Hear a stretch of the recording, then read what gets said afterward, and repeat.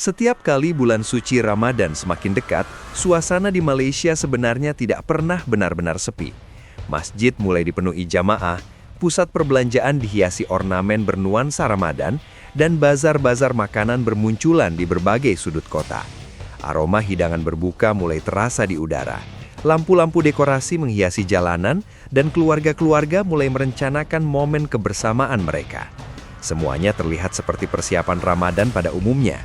Namun ada satu fenomena menarik yang sering luput dari perhatian banyak orang.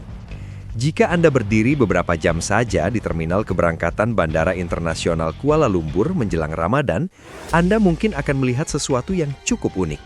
Barisan penumpang dengan koper besar, keluarga dengan anak-anak kecil, pasangan lansia, hingga rombongan anak muda terlihat bersiap menuju penerbangan ke berbagai kota di Indonesia. Tujuan mereka bukan sekedar liburan biasa. Banyak dari mereka sengaja mengatur jadwal perjalanan agar bisa menjalani Ramadan di negeri jiran tersebut. Penerbangan menuju Jakarta, Yogyakarta, Surabaya, dan Bandung seringkali penuh jauh sebelum tanggal keberangkatan. Tiket harus dipesan berminggu-minggu, bahkan berbulan-bulan sebelumnya. Hotel-hotel di beberapa kota Indonesia juga mulai menerima reservasi dari tamu asal Malaysia yang ingin tinggal cukup lama selama bulan suci. Fenomena ini bukan sesuatu yang terjadi sekali dua kali. Dari tahun ke tahun, jumlah warga Malaysia yang memilih merasakan Ramadan di Indonesia justru terus meningkat. Pertanyaannya tentu muncul secara alami. Apa sebenarnya yang mereka cari? Malaysia sendiri bukan negara yang kekurangan suasana Ramadan. Negara ini memiliki tradisi bazar Ramadan yang sangat meriah, hidangan berbuka yang beragam, serta masjid-masjid megah yang selalu hidup sepanjang malam. Tradisi keluarga dan kebiasaan turun-temurun tetap terjaga dengan baik. Bagi banyak orang Malaysia, menjalani Ramadan di tanah air sendiri tentu menjadi pilihan yang paling nyaman. Namun sebagian orang merasa ada pengalaman yang berbeda ketika mereka mencoba menjalani Ramadan di tempat lain, terutama di negara yang memiliki akar budaya dan agama yang serumpun. Indonesia menawarkan sesuatu yang sulit dijelaskan hanya dengan angka atau statistik. Meskipun jika melihat data, Indonesia memang memiliki keunikan tersendiri. Dengan populasi muslim terbesar di dunia yang mencapai lebih dari 200 juta jiwa, Ramadan di Indonesia tidak hanya menjadi ibadah personal, tetapi juga berubah menjadi fenomena sosial berskala nasional. Ketika bulan suci tiba, ritme kehidupan di banyak kota di Indonesia seolah ikut menyesuaikan diri. Jam kerja di beberapa tempat berubah, aktivitas publik terasa lebih tenang, dan percakapan sehari-hari seringkali dipenuhi nuansa religius. Bahkan orang yang biasanya tidak terlalu aktif dalam kegiatan keagamaan pun sering terbawa oleh atmosfer yang terasa di mana-mana. Bayangkan Anda berada di Jakarta menjelang waktu berbuka puasa. Kota yang biasanya dikenal dengan lalu lintas padat dan ritme hidup yang cepat, terasa sedikit berbeda. Orang-orang bergegas pulang bukan sekedar untuk beristirahat, tetapi untuk memastikan mereka bisa berbuka tepat waktu bersama keluarga atau sahabat. Ketika azan berkumandang dari ribuan masjid di berbagai penjuru kota, suara itu datang dari segala arah secara bersahut-sahutan. Dalam beberapa detik, suasana seolah berubah. Banyak orang berhenti sejenak, mengangkat tangan untuk berdoa, lalu menikmati hidangan berbuka dengan penuh syukur. Bagi sebagian orang yang baru pertama kali merasakannya, momen ini memberikan sensasi spiritual yang sangat kuat. Jika berpindah ke Yogyakarta, suasana Ramadan terasa berbeda lagi. Kota ini memiliki perpaduan unik antara tradisi Jawa yang halus dengan semangat keislaman yang kuat. Menjelang waktu berbuka, banyak warga melakukan aktivitas yang dikenal sebagai ngabuburit. Mereka berjalan santai di sekitar kota, duduk di taman, berbincang ringan dengan teman atau sekedar menikmati senja sambil menunggu azan maghrib. Tidak ada kemewahan yang mencolok, tetapi ada ketenangan yang terasa perlahan meresap. Bagi banyak warga Malaysia yang terbiasa dengan ritme kota besar yang cepat dan padat, experience ini sering terasa seperti jeda yang menenangkan jiwa. Mereka merasakan suasana yang lebih santai, lebih hangat, dan lebih dekat dengan kehidupan masyarakat sehari-hari.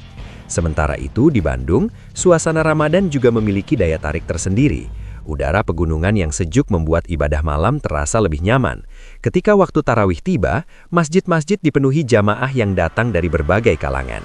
Jalan-jalan di sekitar kota dipenuhi pedagang takjil yang menjual berbagai makanan sederhana seperti kolak, es buah, gorengan, dan aneka jajanan tradisional lainnya. Harganya sangat terjangkau dan suasananya terasa begitu akrab. Ramadan di banyak kota Indonesia sering terasa membumi. dekat dengan kehidupan rakyat, dan penuh kehangatan sosial. Inilah salah satu yang sering disebut oleh para pengunjung dari Malaysia sebagai pengalaman yang berbeda. Selain suasana kota, pengalaman beribadah di masjid-masjid besar Indonesia juga menjadi daya tarik tersendiri. Di Jakarta misalnya, berdiri Masjid Istiqlal yang merupakan masjid terbesar di Asia Tenggara. Melaksanakan sholat tarawih di sana memberikan pengalaman yang sulit dilupakan. Ribuan jamaah berdiri dalam saf panjang, suara imam menggema di ruangan yang sangat luas, dan lantunan ayat suci Al-Quran terasa memenuhi setiap sudut masjid. Dalam momen seperti itu, seseorang bisa merasakan dirinya kecil sebagai individu, tetapi juga kuat sebagai bagian dari umat yang besar. Di Jawa Tengah, terdapat Masjid Agung Demak yang memiliki nilai sejarah tinggi, serta Masjid Menara Kudus dengan arsitektur unik yang memadukan unsur budaya lokal dengan tradisi Islam. Beribadah di tempat-tempat seperti ini sering memberikan perasaan seolah kita sedang terhubung dengan perjalanan panjang sejarah Islam di Nusantara. Selain faktor spiritual dan budaya, ada pula alasan yang lebih praktis mengapa banyak warga Malaysia memilih Indonesia sebagai tempat menjalani Ramadan. Perjalanan ke Indonesia seringkali cukup terjangkau, terutama jika tiket dipesan lebih awal. Setibanya di sana, biaya akomodasi, makanan, dan transportasi juga relatif bersahabat. Di kota seperti Yogyakarta misalnya, penginapan yang nyaman bisa ditemukan dengan harga yang cukup terjangkau.